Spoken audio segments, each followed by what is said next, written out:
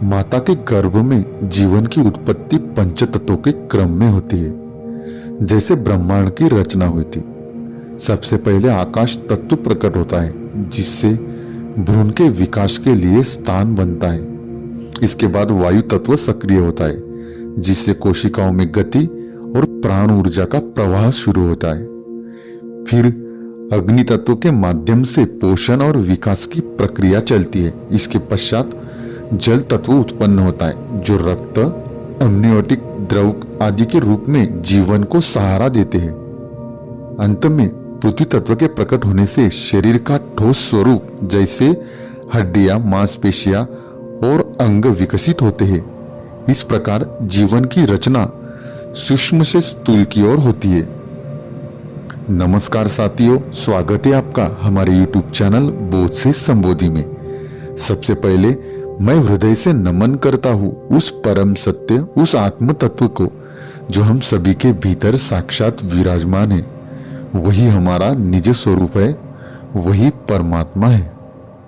ओम सहना भवतु, सहनौ भुनक्तु, सह वीर्यं कर्वावहै, तेजस्विनावधीतमस्तु मा विद्विषावहै। ओम शांति शांति शांति। दोस्तों, अब तक हमने निर्वाण षटकम के प्रथम सूत्र की जो 2 पंक्तियां हैं उनको विस्तार पूर्वक और गहराई से समझा है, जो कि है मनोबुद्ध्यहंकार चित्तानि नाहम न च श्रोत्र जिह्वे न च घ्राण नेत्रे। अब इस एपिसोड में हम न च व्योम भूमिर्न तेजो न वायु इस पंक्ति को विस्तार से समझते हैं। पिछले एपिसोड के बाद इस पंक्ति को समझने की कड़ी में यह दूसरा एपिसोड है।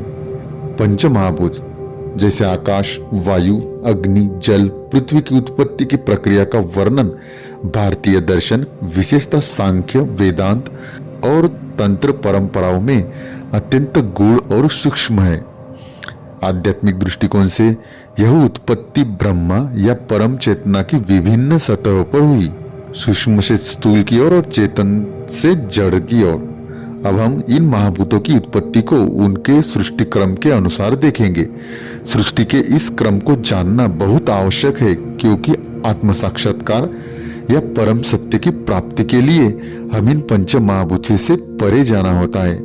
इसमें हम सृष्टि के विपरीत यात्रा करते हैं, मतलब जिन क्रम में यह पंच महाभूत निर्मित हुए हमको उसके विपरीत क्रम में जाना होता है, क्योंकि इन पंच महाभूतों की रचना सूक्ष्म से स्थूल की ओर होती है और हमने अपनी साधना में स्थूल से सूक्ष्म की ओर यात्रा करनी होती है। इसके बारे में जानना बहुत व्यापक और सूक्ष्म है, लेकिन इसे समझने के लिए हम इसे संक्षेप में देखेंगे, क्योंकि हम केवल इन पंच महाभूतों की रचना का क्रम जानना चाहते हैं। प्रथम पंच महाभूत जो अस्तित्व में निर्मित हुआ वह है आकाश, जिसे ईथर या स्पेस भी कहा जाता है। यह ध्वनि का आधार तत्व है। कहते हैं कि जब परम ब्रह्म या शुद्ध चेतना में स्पंदन या वाइब्रेशन हुआ तो सबसे पहले शून्यता में कंपन उत्पन्न हुआ, जिससे आकाश तत्व प्रकट हुआ। शून्यता, ध्वनि, संचार आकाश के गुण है। यह चेतना का प्रथम विस्तार है जहां कुछ होने की संभावना जन्म लेती है। कुछ मान्यताओं में यह भी कहा गया है कि सृष्टि की रचना नाद से हुई है। इसके बाद जो दूसरा पंच महाभूत निर्मित होता है वह है वायु या एयर, जो स्पर्श का आधार है। आकाश में गति उत्पन्न हुई, कंपन की तीव्रता ने गति को जन्म दिया। यही गति वायु है। स्पर्श, गति, ये वायु तत्व के कुछ गुण हैं। इस पंच महाभूत की रचना के साथ यह कहा गया कि चेतना अब गति में आ रही है। अस्तित्व के प्रवाह की शुरुआत हो रही है। जहां कंपन बहने लगे वहीं से वायु प्रकट होती है। तीसरा पंच महाभूत जो उत्पन्न होता है वह है अग्नि। यह रूप का आधार तत्व है। इसके निर्माण का कारण यह है कि गति के घर्षण से ऊष्मा और प्रकाश उत्पन्न हुआ। यही अग्नि तत्व है। रूप, ताप, तेज, यह इस पंच महाभूत जो कि अग्नि तत्व है, इसके गुण है। इसके निर्माण के साथ यह कहा गया कि अब अस्तित्व को रूप मिलने लगा, दृश्यता की शुरुआत हुई और चेतना प्रकाशमय हो उठी। गति जब स्वयं से टकराती है तो प्रकाश बनती है, वही प्रकाश अग्नि है। अग्नि की रचना के बाद अगला पंचमहाभूत जल या पानी है, जो रस का आधार तत्व है। अग्नि की तीव्रता से शीतलता की आवश्यकता ने जन्म लिया। संतुलन के हेतु जल तत्व प्रकट हुआ। रस यानी स्वाद, तरलता, शीतलता जल तत्व के गुण है। इसके निर्माण के साथ चेतना अब सौम्यता और गहराई की ओर बढ़ रही थी। भावनाओं का जन्म हुआ। जहां ताप संतुलित होता है वही शीतल प्रवाह बनता है और वही जल तत्व है। अंत में जो पंचमहाभूत निर्मित होता है वह है पृथ्वी, जिसे गंध का आधार कहा जाता है। इस पंचमहाभूत की उत्पत्ति का कारण यह है कि जल के जमने, संघनन और स्थायित्व से पृथ्वी तत्व प्रकट हुआ। यह तत्व सबसे स्थूल, स्थायी और ठोस है। गंध, स्थिरता इस पंचमहाभूत का प्रतिनिधित्व करने वाले गुण है। पृथ्वी तत्व चेतना की सबसे घनीभूत अवस्था है, जहां अस्तित्व पूर्ण रूप से जड़ और अनुभव गम्य हो जाता है। जब जल ठहरता है तब ठोस बनता है, वही पृथ्वी है। यदि हम इस क्रम को गौर से देखेंगे तो यह क्रम सूक्ष्म से स्थूल की ओर है। जैसे सबसे पहले आकाश, उसके बाद वायु, उसके बाद अग्नि, उसके बाद जल और अंत में पृथ्वी तत्व की उत्पत्ति हुई। इसका तात्पर्य यह है कि सबसे पहले जो तत्व उत्पन्न हुआ वह सबसे सूक्ष्म था और अंतिम में जो प्रकट हुआ वह सबसे स्थूल था। आकाश सबसे सूक्ष्म तत्व है, जो कि सुनाई देता है लेकिन दिखता नहीं। पृथ्वी सबसे स्थूल तत्व है, जो देखी, छुई और महसूस की जा सकती है। यदि हम आध्यात्मिक दृष्टिकोण से इन पंचमहाभूतों को देखें तो हम कह सकते हैं कि आकाश तत्व शून्यता का प्रतिनिधित्व करता है, जो अस्तित्व के निर्माण की संभावना का संकेत है। उदाहरण के लिए यदि हम देखें तो हमें अपने भीतर या आसपास किसी भी चीज के निर्माण के लिए स्पेस की जरूरत होती है, आकाश की जरूरत होती है। बिना जगह के निर्माण संभव नहीं है। अगर पेट में भी जगह ना हो तो हम कुछ खा नहीं सकते। यदि हमें घर बनाना हो तो सबसे पहली और सबसे महत्वपूर्ण चीज जो हमें चाहिए वह है स्थान, यानी स्पेस। यहाँ हम भूमि के बारे में बात नहीं कर रहे, बल्कि उस स्थान की बात कर रहे हैं जिसे हम अस्तित्व में घेरेंगे। इसके बाद वायु, जो आध्यात्मिक सूचक है गति या कंपन का, जो विचारों के प्रवाह का प्रतिनिधित्व करता है। किसी भी घर के निर्माण के लिए स्थान तय हो जाने के बाद हम उसके लिए योजना बनाते हैं, सोचते हैं, विचार शुरू कर देते हैं, जो कि वायु तत्व का लक्षण है। अग्नि तत्व, जो जागरूकता या प्रकाश का आध्यात्मिक संकेत है, एक महत्वपूर्ण भूमिका निभाता है इस प्रक्रिया में, हर चीज के निर्माण में। इसके बाद जल तत्व आता है, जो भावनाओं, प्रेम, संवेदनशीलता को दर्शाता है। अंत में सृष्टि में पृथ्वी तत्व अस्तित्व में आता है, जो कि भौतिक जीवन या सूक्ष्म शरीर का आध्यात्मिक सूचक है। यह क्रम आकाश, वायु, अग्नि, जल, पृथ्वी पंच महाभूतों के निर्माण का क्रम है, जो सूक्ष्म से स्थूल की ओर क्रमशः प्रकट होते हैं। यह हमने देखा। इस प्रकार यह जो पंच महाभूत है उनके सृष्टि में निर्मिति के क्रम को यदि हम देखें तो सबसे पहले आकाश तत्व, उसके बाद वायु तत्व, उसके बाद अग्नि तत्व और उसके बाद जल तत्व उत्पन्न हुआ और अंत में पृथ्वी तत्व की निर्मिति होती है। दोस्तों, ध्यान योग में अगर हम देखें तो पंच तत्वों का अभ्यास व्यक्ति को भीतर से संतुलन और जागरूकता की ओर ले जाता है। आकाश ध्यान में साधक को मौन और आंतरिक अंतरिक्ष का अनुभव कराता है, जिससे विचारों से परे शांति का बोध होता है। वायु ध्यान में श्वास पर पूर्ण सजगता लाई जाती है, जिससे मन एकाग्र होता है और प्राण शक्ति सक्रिय होती है। अग्नि ध्यान तीसरे नेत्र के जागरण से जुड़ा है, जो अंतर्दृष्टि और चेतना को प्रबल करता है। उसके बाद जल ध्यान भावनाओं की स्वीकृति और उनकी शुद्धि की प्रक्रिया है, जिससे हृदय हल्का और निर्मल होता है। अंत में पृथ्वी ध्यान शरीर की चेतना और स्थिरता को जागृत करता है, जिससे साधक जमीन से जुड़ाव और संतुलन महसूस करता है। इस प्रकार पंच तत्वों पर आधारित ध्यान साधना शरीर, मन और आत्मा में गहराई से समरसता उत्पन्न करती है। इस प्रकार से पंच महाभूतों की निर्माण की प्रक्रिया ब्रह्मा की इच्छा, कंपन और घनीभूत चेतना की एक क्रमिक यात्रा है। यह यात्रा शुद्ध आत्मा से स्थूल शरीर तक की यात्रा है और यही यात्रा ध्यान द्वारा वापस भीतर लौटने की भी है। जिस क्रम में सृष्टि उत्पन्न हुई उसी के विपरीत क्रम में समाधि घटती है। इसका अर्थ यह है कि जैसे जीवन सूक्ष्म से स्थूल की ओर आया, वैसे ही ध्यान में समाधि की अवस्था स्थूल से सूक्ष्म की ओर लौटकर प्राप्त होती है। सबसे पहले पृथ्वी तत्व यानी शरीर की पहचान को छोड़ना होता है, फिर जल तत्व से ऊपर उठना होता है यानी भावनाओं से निर्लिप्त होना होता है। इसके बाद अग्नि तत्व में प्रवेश होता है, जहां विचार जलते हैं और चेतना में प्रकाश फैलता है। फिर साधक वायु तत्व को पार करता है यानी श्वास और प्राण के पार चला जाता है। अंततः वह आकाश तत्व में लीन हो जाता है, जहां शून्यता, मौन और पूर्ण एकत्व की अनुभूति होती है। यही समाधि की अवस्था है, स्रोत में वापसी है। इसलिए आध्यात्मिक दृष्टिकोण से मानव शरीर केवल मांस, हड्डी और रक्त का ढांचा भर नहीं है, बल्कि पंच महाभूत आकाश, वायु, अग्नि, जल और पृथ्वी से बना एक जीवित और चेतन यंत्र है। योग, आयुर्वेद और तंत्र शास्त्र के अनुसार यह शरीर तभी स्वस्थ और संतुलित रहता है जब इन तत्वों में सामंजस्य होता है। जब पंच तत्वों का संतुलन बिगड़ता है तो शरीर और मन में रोग, असंतुलन, भ्रम और अज्ञान उत्पन्न होते हैं। लेकिन जब ये तत्व संतुलन में आते हैं तो ध्यान गहराता है, समाधि की अनुभूति संभव होती है और आत्मज्ञान का द्वार खुलता है। आध्यात्मिक दृष्टि से यदि हम देखें तो पंच महाभूतों का मानव शरीर में भी आविर्भाव होता है। पृथ्वी तत्व शरीर में हड्डियां, मांसपेशियां, त्वचा, केश और नाखूनों के रूप में प्रकट होता है, जो उसे स्थायित्व, भार और घनत्व प्रदान करता है। यह तत्व शरीर को आकार और स्थिरता देता है, लेकिन साथ ही व्यक्ति में देहाभिमान और मैं शरीर हूं की भावना को भी निर्माण करता है। आध्यात्मिक रूप से जब साधक इस स्थूलता को पहचानता है और उससे ऊपर उठता है तो शरीर की सीमाएं धुंधली होने लगती है। पृथ्वी तत्व हमें जड़ता देता है, लेकिन जागरूकता और ध्यान के माध्यम से इसे पार किया जा सकता है। उसके बाद अगला तत्व है जल तत्व।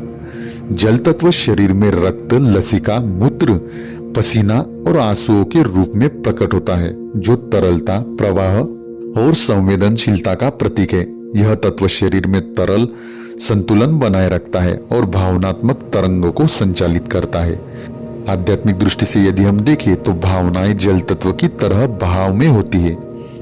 यदि उन्हें नियंत्रित ना किया जाए तो वे व्यक्ति को डुबो सकती है। भक्ति, करुणा और प्रेम जैसे शुभ भाव इसी स्तर पर उत्पन्न होते हैं, लेकिन यही जल तत्व यदि असंतुलित हो जाए तो मोह, क्रोध और वासना का रूप ले लेता है। इसलिए कहा गया है कि भावना की तरंगे जल की तरह आती है, साक्षी बनकर देखो, उनमें डूबो मत।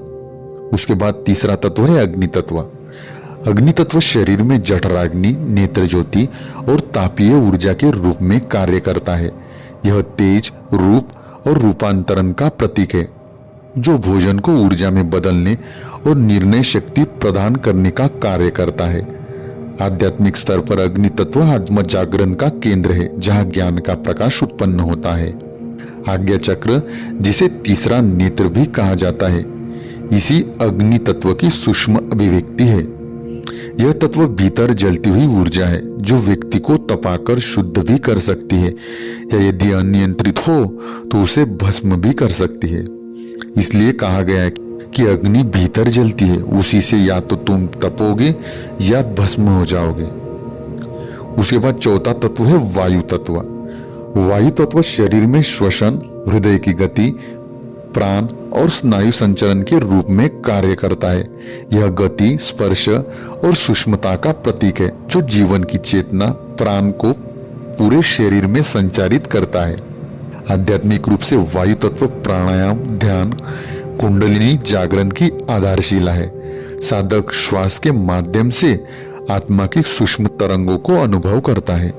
यह तत्व भीतर गति देता है, लेकिन जब यह गति पूर्णतः थम जाती है तभी गहरी समाधि की अवस्था आती है। इसलिए कहा गया है कि वायु शरीर में गति है, पर जब वही थम जाती है तभी समाधि घटित होती है।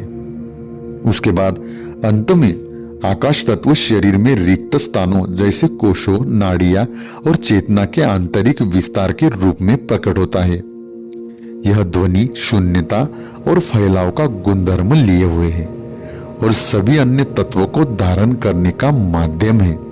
आध्यात्मिक रूप से आकाश तत्व ध्यान की अंतिम अवस्था का प्रतिनिधित्व करता है, जहां साधक मैं और तू की भावना से पार चला जाता है। मौन साधना और विपश्यना जैसी विधियां इसी आकाशीय तत्व की अनुभूति की ओर संकेत करती है।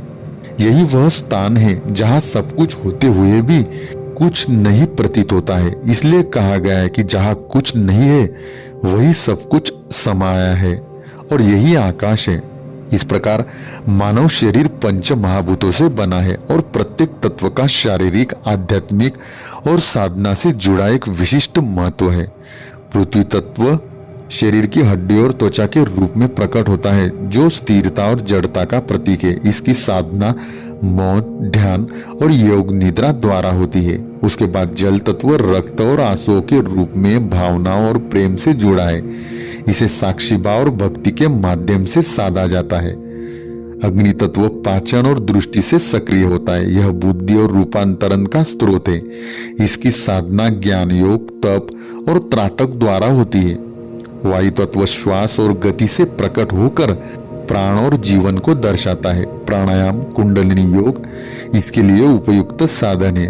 अंततः आकाश तत्व जो शरीर की रिक्तता और चेतना के विस्तार से जुड़ा है, मौन और शून्यता का प्रतीक है। इसे विपश्यना और नादयोग जैसी साधनाओं से अनुभव किया जा सकता है। इन सभी तत्वों की संतुलित साधना से शारीरिक और आध्यात्मिक पूर्णता की ओर बढ़ा जा सकता है। इस प्रकार दोस्तों, मानव शरीर पंच तत्वों का एक मंदिर है। यदि इन्हें केवल भौतिक स्तर पर जिया जाए तो यह बंधन बनते हैं, पर यदि इन्हें जागरूकता के साथ समझा जाए तो यही तत्व मोक्ष के सोपान बनते हैं।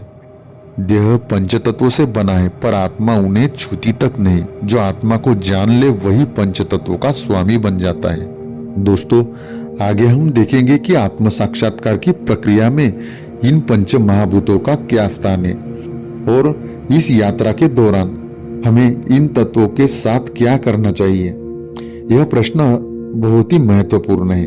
दोस्तों, आत्मा इन पंच महाभूतों से परे है, लेकिन आत्म साक्षात्कार के लिए हमें इन्हीं माध्यम से यात्रा करनी पड़ती है। आइए इसे विस्तार से समझते हैं। पंच महाभूत यानी यह पांच तत्व संपूर्ण सृष्टि और मानव शरीर के मूल आधार है। जैसा कि हमने देखा कि पंच महाभूत यानी यह पांच तत्व संपूर्ण सृष्टि और मानव शरीर के मूल आधार है। पृथ्वी तत्व स्थूलता, स्थिरता और गंध का प्रतिनिधित्व करता है, जो शरीर को आकार और जड़त्व प्रदान करता है। जल तत्व तरलता, भावनाएं और स्वाद से जुड़ा है, जो संवेदनशीलता और संबंधों को संचालित करता है। अग्नि तत्व ऊर्जा, रूप और दृष्टि का स्रोत है, जो पाचन, रूपांतरण और ज्ञान का केंद्र है। वायु तत्व गति, स्पर्श और प्राण से संबंधित होता है, जो जीवन को संचालित करता है। और अंत में हमने देखा था कि आकाश तत्व शून्यता, ध्वनि और चेतना के विस्तार का प्रतीक है, जो सभी तत्वों को धारण करता है और ध्यान में गहराई लाने का माध्यम बनता है। आइए अब हम देखते हैं कि आत्म साक्षात्कार की प्रक्रिया में इन तत्वों का क्या स्थान है। दोस्तों, प्रारंभ में साधक को यह समझना होता है कि उसका शरीर, मन, इंद्रियां इन पंच तत्वों से बनी है, पर सच्चा स्वरूप इससे परे है। जब हम आत्मा को पंच महाभूतों से अलग करने लगते हैं तो आत्म साक्षात्कार की यात्रा या सेल्फ रियलाइजेशन की यात्रा प्रारंभ होती है। मैं शरीर नहीं हूं, मैं आत्मा हूं। इस प्रकार की विवेक बुद्धि का अभ्यास करना होता है। इसमें ध्यान और स्वाध्याय द्वारा तत्व विवेक करना होता है। कौन देख रहा है, कौन अनुभव कर रहा है। इस प्रकार रिकग्निशन और फिर ट्रांसेंडेंस, यानी पहले पहचान करो और उसके बाद अतिक्रमण। उसके बाद दूसरी जो प्रक्रिया होती है वह है शुद्धिकरण। पंच महाभूतों के विकार आत्म साक्षात्कार में बाधक होते हैं, जैसे काम, क्रोध, लोभ, मोह, अहंकार। इनका शुद्धिकरण जरूरी है। प्रत्येक तत्व के शुद्धिकरण हेतु अलग अलग विधियां इस्तेमाल करनी होती है। जैसे पृथ्वी तत्व स्थूलता और मोह का प्रतीक है, उसके शुद्धिकरण के हेतु हम उपवास, तपस्या और त्याग का अवलंब कर सकते हैं। उसके बाद जल तत्व भावनात्मक असंतुलन का प्रतीक है, उसके शुद्धिकरण के लिए प्रार्थना, करुणा और भक्ति, इन साधनों का इस्तेमाल हम कर सकते हैं। उसके बाद अग्नि तत्व क्रोध, असहनशीलता का प्रतीक है, उसके शुद्धिकरण के लिए ध्यान, आत्मसंयम और तेज का उपयोग हम कर सकते हैं, और तेज का शुद्ध उपयोग हम कर सकते हैं। वायु तत्व चंचलता और अस्थिरता का प्रतीक है, उसको संतुलित और शुद्ध करने के लिए प्राणायाम और एकाग्रता की साधना हम कर सकते हैं। उसके बाद अंत में आकाश तत्व अहंकार और भ्रम का प्रतीक है, उसको शुद्ध करने के लिए मौन, ध्यान और आत्मनिरीक्षण का हम अभ्यास कर सकते हैं। इस प्रकार सबसे पहले हम उसको पहचानते हैं, फिर उनका अतिक्रमण करते हैं, और फिर साधना के द्वारा उनका शुद्धिकरण करते हैं, और अंत में हम उन तत्वों को संतुलित करने का प्रयास करते हैं। योग, तंत्र और आयुर्वेद में माना गया है कि आत्मा का प्रकाश तभी प्रकट होता है जब पंचमहाभूत संतुलित होते हैं। उसके लिए पंचकोशों की साधना, जैसे अन्नमय, प्राणमय, मनोमय, विज्ञानमय और आनंदमय कोश है, इनकी साधना हम करते हैं, और उसके द्वारा धीरे धीरे इन तत्वों पर विजय पाई जाती है। कुंडलिनी साधना में पंच तत्वों के शुद्धिकरण के बिना कोई जागरण नहीं होता। उसके बाद अंत में तत्वों का विलय होता है, डिसोल्यूशन ऑफ एलिमेंट्स। आत्म साक्षात्कार की अंतिम अवस्था में साधक का चित्त इन तत्वों में रमा नहीं रहता, पंचमहाभूत लीन होने लगते हैं। श्रीमद् भगवद गीता में भी कहा गया है कि शरीर क्षेत्र है और आत्मा क्षेत्रज्ञ है। जब साधक को यह पूर्णता अनुभव हो जाता है, तब तत्वों का लय हो जाता है। इस प्रकार आत्म साक्षात्कार के मार्ग में पंच महाभूतों के साथ हमें 3 स्तरों पर काम करना होता है। सबसे पहले पहचान कि मैं ये पंच महाभूत नहीं हूं। उसके बाद शुद्धिकरण, इनके दोषों से मुक्त होना होता है, और अंत में अतिक्रमण, इनके पार जाना होता है। इसलिए तत्वों को साधना होता है, उन तत्वों को चिपकना नहीं होता है। आत्मा तत्वों से परे है, चेतना का स्वरूप है। इसमें सबसे महत्वपूर्ण होती है पंच महाभूतों की शुद्धिकरण की प्रक्रिया, जो कि अत्यंत महत्वपूर्ण है और आध्यात्मिक साधना का एक गूढ़ और अत्यंत आवश्यक पक्ष है। इसलिए हम इसे थोड़ा विस्तार से देखते हैं। आत्मा स्वयं इन भौतिक तत्वों से परे होती है, परंतु शरीर, मन, इंद्रियां इन्हीं तत्वों से बनी होती है या संबंधित होती है, जिस कारण आत्म साक्षात्कार की यात्रा में इन्हें साधे बिना संभव इसके कारण आत्म साक्षात्कार की यात्रा इन्हें साधे बिना संभव नहीं है। जब तक पंचमहाभूत अशुद्ध या असंतुलित होते हैं, तब तक चेतना में स्थिरता और गहराई नहीं आती। इसलिए साधक इन तत्वों का क्रमशः शुद्धिकरण करना होता है, ताकि भीतर का प्रकाश अवरोध मुक्त होकर प्रकट हो सके। पृथ्वी तत्व का शुद्धिकरण स्थिरता और संतुलन से जुड़ा होता है। इसकी शुद्धि के लिए साधक को त्याग, तप, संयम और सात्विक आहार विहार अपनाना होता है। भूमि से संबंध रखने वाले कर्म जैसे सेवा, धैर्य और अनुशासन इस तत्व की स्थिरता को भीतर लाते हैं और मोह, आलस्य एवं जड़ता को हटाते हैं। उसके बाद जल तत्व का शुद्धिकरण भावनाओं और मन की तरलता से जुड़ा है। यह तत्व, जैसा कि हमने देखा, कि शरीर में रक्त, लसिका और अन्य द्रवों के रूप में प्रकट होता है और मानसिक स्तर पर प्रेम, करुणा, आकर्षण और संवेदनाओं का स्रोत है। इसकी अशुद्धता से व्यक्ति भावनात्मक असंतुलन, राग, द्वेष और अत्यधिक आसक्ति से ग्रस्त होता है। जल तत्व की शुद्धि के लिए स्नान, मौन, उपवास, प्रार्थना और भक्ति जैसे अभ्यास उपयोगी है। जल के समान सरल और पवित्र मन स्थिति पाने के लिए की स्थिति पाने के लिए मन को शीतल और शांत करना आवश्यक है। उसके बाद अग्नि तत्व के शुद्धिकरण के लिए हमारे भीतर की ऊर्जा, पाचन शक्ति और दृष्टि को शुद्ध करना होता है। अग्नि विकृत होने पर व्यक्ति क्रोध, ईर्ष्या और घमंड से भर जाता है। इसकी शुद्धि के लिए योगासन, सूर्य नमस्कार, दीप ध्यान और स्वधर्म का पालन किया जाता है। अग्नि को नियंत्रित और परिष्कृत कर साधक भीतर आत्मतेज और ज्ञान ज्योति को प्रज्वलित करता है।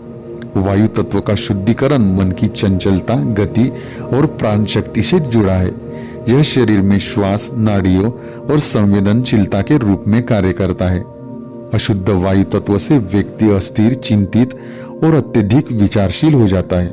इसकी शुद्धि के लिए प्राणायाम, वायु सेवन, ध्यान और एकाग्रता का अभ्यास किया जाता है। शुद्ध वायु तत्व से प्राण शक्तिशाली होता है और मन स्वाभाविक रूप से स्थिर होता है। आकाश तत्व का शुद्धिकरण सबसे सूक्ष्म और व्यापक है, जो चेतना, ध्वनि और संपूर्ण अस्तित्व की आधारभूमि है। यह तत्व विकृत होने पर व्यक्ति में घमंड, भ्रम और अलगाव की भावना आ जाती है। इसकी शुद्धि के लिए मौन व्रत, जप, ध्यान, शास्त्र चिंतन और गुरु कृपा की आवश्यकता होती है। आकाश तत्व के शुद्ध होने पर आत्मा के साथ एकत्व का अनुभव होता है और साधक अंतरिक्ष की भांति विशाल, निर्लिप्त और मुक्त हो जाता है। इस प्रकार पंच महाभूतों का शुद्धिकरण एक क्रमिक साधना है जो शरीर, प्राण, मन और अंतकरण की परतों को शुद्ध करती है।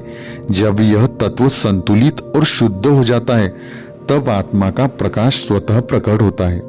यही शुद्धिकरण की पूर्णता है, जहाँ पंच महाभूत अब बाधक नहीं बल्कि आत्म साक्षात्कार के माध्यम बनते हैं, साधन बन जाते हैं।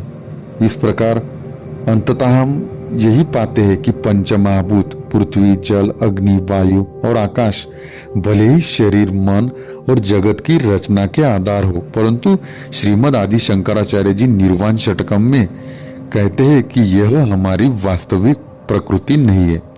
उन्होंने स्पष्ट कहा है कि न च व्योम भूमिर्न तेजो न वायु चिदानंद रूपम शिवोहम शिवोहम, अर्थात मैं न पृथ्वी हूँ, न जल, न अग्नि, न वायु और न आकाश। हम इन तत्वों से बने शरीर या मन नहीं है, बल्कि हम शुद्ध, निराकार, अपरिवर्तनीय चैतन्य स्वरूप है, चिदानंद रूप है, शिवोहम है। जब साधक पंच तत्वों के पार जाकर इस आत्म तत्व का साक्षात्कार करता है तभी वह मुक्त होता है, और यही निर्वाण है, परम शांति है और आत्म स्वरूप की पूर्ण पहचान है। दोस्तों, आज के लिए इतना ही। अब तक हमने निर्वाण षटकम के प्रथम सूत्र को विस्तार पूर्वक और गहराई से समझ लिया है, जो कि है मनोबुद्धि अहंकार चित्तानि नाहम, न च श्रोत्र जिह्वे न च घ्राण नेत्रे, न च व्योम भूमिर्न तेजो न वायु चिदानंद रूपम शिवोहम शिवोहम। इसमें हमने यह जो प्रथम 3 पंक्तियां है उसको विस्तार पूर्वक समझा है। इस एपिसोड सहित अब तक हमने केवल इस एक श्लोक को समझने के लिए 13 एपिसोड लिए हैं। हम इसमें अपना भरपूर प्रयास कर रहे हैं, इसलिए कृपया हमारे प्रयासों को लाइक, शेयर और हमारे चैनल को सब्सक्राइब जरूर करें। हम आपसे सब्सक्राइब करने के लिए किसी आर्थिक लाभ के लिए नहीं कह रहे हैं, बल्कि यह दर्शाने के लिए कह रहे हैं कि आपने अपने सच्चे स्वरूप, जो कि सच्चिदानंद स्वरूप है, उसकी प्राप्ति के लिए एक कदम आगे बढ़ाया है। आपने उस शाश्वत केंद्र की ओर एक और कदम बढ़ाया है और हम उसके माध्यम बने हैं।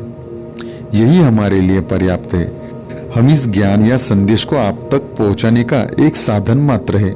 हम अपना सारा प्रयास उस दिव्यता को समर्पित करते हैं जो कि अद्वैत है। हमारे वीडियो को क्रमिक स्वरूप में देखें। हर रोज वीडियो अपलोड करना संभव नहीं है, इसलिए हम अपने चैनल पर एक या एक से अधिक शॉर्ट वीडियोस हर दिन अपलोड करते हैं, जो आपको इस यात्रा से जुड़ा हुआ महसूस कराने के लिए है। तो इन शॉर्ट्स को भी लाइक, शेयर और सब्सक्राइब करें। लाइक, शेयर और सब्सक्राइब करके सराहें और प्यार दें।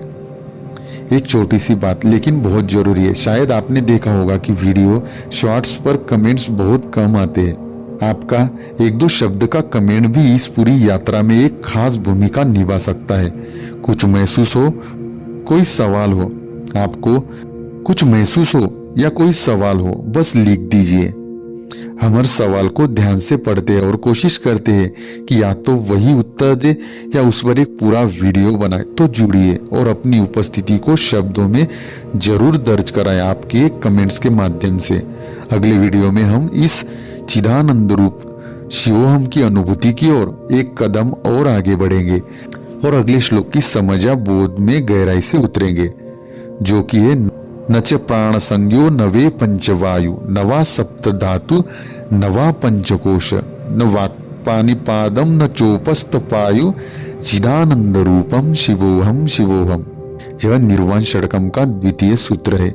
इसमें हम इसकी प्रथम 3 पंक्तियों को गहराई से विस्तार पूर्ण ढंग से आध्यात्मिक दृष्टिकोण से देखेंगे।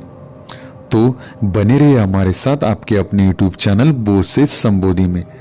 धन्यवाद। ओम शांति शांति शांति।